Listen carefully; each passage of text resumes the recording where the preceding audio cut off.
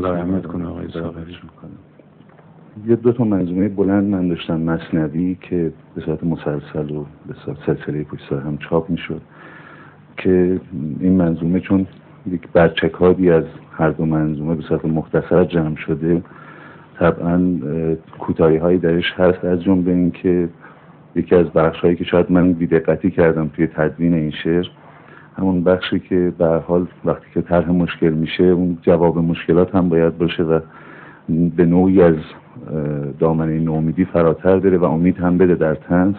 اینجا به نوعی به بست و شک، قسمت بست و شک باش طرح شده، اون قسمت نهایی و انتهاییش که بخش امید آفرینشه شاید نیست.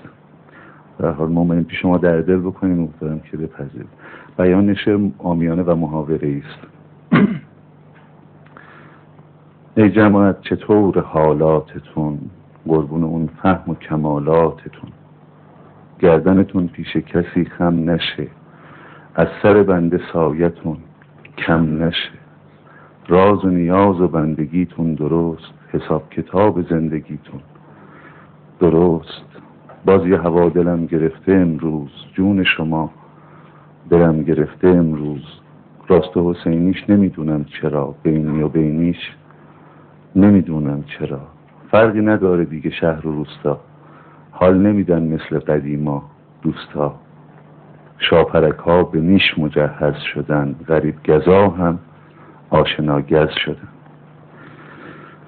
شعرم اگر سست و شکسته بسته است، سرزنشم نکن، دلم شکسته است.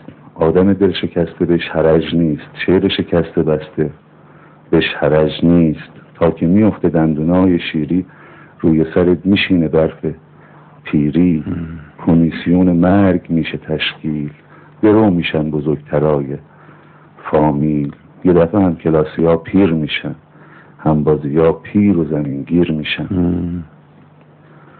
رمق نمونده تا بریم صبح زود، پیاده تا امامزاده داوود.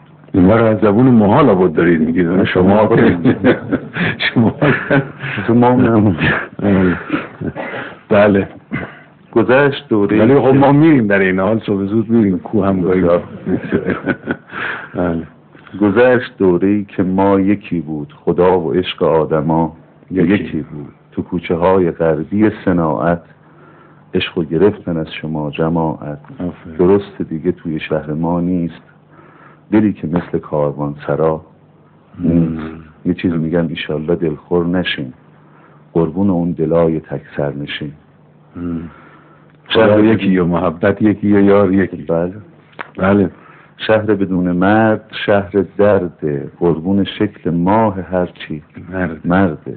مردای ده مردای کاه و گندم، مردای ده مردای خان هشتم. مردای پشت کوه مثل خورشید، تو دلشون 1000 جام جمشید. گیسه چپقها به پر شالشون، لشکر بچه ها به دنبالشون. بیل و کلنگشون همیشه براق، قلیونشون برا دماغشون چاق. صبح سحر پا میشن از رخت خواب، یک سر روپان تا غروب آفتاب. 4 تای رستمن به قد و قامت، هیکلشون توپ تنشون سلامت. نبوده غیر گرده گلاشون، غبار اگر نشسته رو کلاشون. آفرین. کلامشون دعا، نبوده غیر گرده گلاشون. بله کلامشون دعا، دعاشون روا، سلام و نون و عشقشون بیریا. مردای نازدار مرد شهرن، با خودشون همین قبیله قهرن. مردای اخم و طعنه بیدلیل، مردای سرشکسته زنزلیل. مردای دکترای حل جدول، مردای نقنقوی لوس تنبل. لعنت و نفرین میکنن به جاده، اگر برن 4 تا قدم پیاده. مردای خواب تو ساعت اداری، تازه 2 ساعت هم اضافه کاری. توی رگاشون میکشه تنوره، تریگلیسیرید و قند و اوره. انگار آتیش گرفته ترمه هاشون، همیشه تو همه سگرمه هاشون. به زیر دست ترشی و عبوسی، به منشی اداره چاپلوسی. برای جستن از مزان شکها، دایره المعارف کلکها. بچه به دنیا میارن با نزور، اغلبشون یه دونه اون هم به زور. پیش هم از عاطفه دم میزنن، پشت سرم ما واسه هم میزنن. اینجا مهم فقط مقام و پسته، مردای شهری کارشون درسته. مشتی اصلا چای و سماورت کو، سینی باقالی و گلپرت کو. ای به فدای ریخت و شکل تیپت، بوی چپق نمیده عطر پیپت.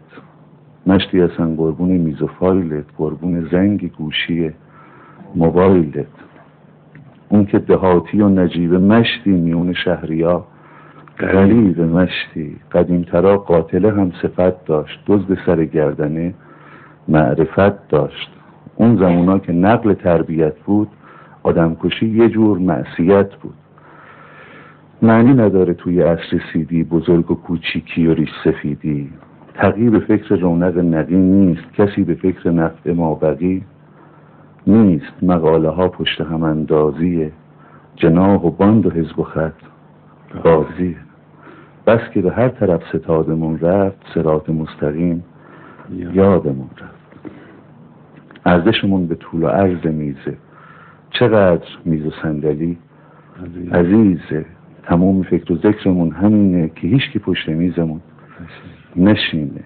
یا عمر دو زده چشم و چارت، که خش نیفته روی میز کارت. اونا که مرد و زن دعاگوشون بود، میز ریاست سر زانوشون بود. بیا بشین که میز اگه وفا داشت، وفا به صاحبای قبل ما داشت. قدیم که نرخ‌ها به طالبش بود، ارزش صندلی به صاحبش بود. فقیه اگه بالای منبر میشست، جوون 3-4 پله پایین تر میشست.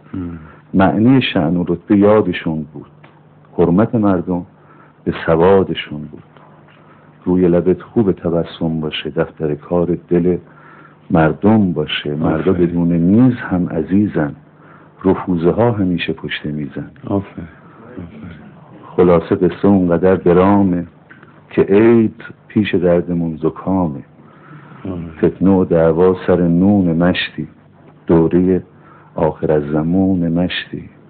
جسارتا شعرم اگه غمین بود، به قول خواجه خاطرم حزین بود. دعا کنیم که حالمون خوب بشه تا شعرمون یه ریزه مرغوب بشه. متشکرم. ببخشید. خیلی خوب. آفرین. نه این ما ایرادی نداریم به این که حالا جواب شکوا نیامده و اینا. نه این از اون قبیل نیست. انشاءالله که موفق باشید.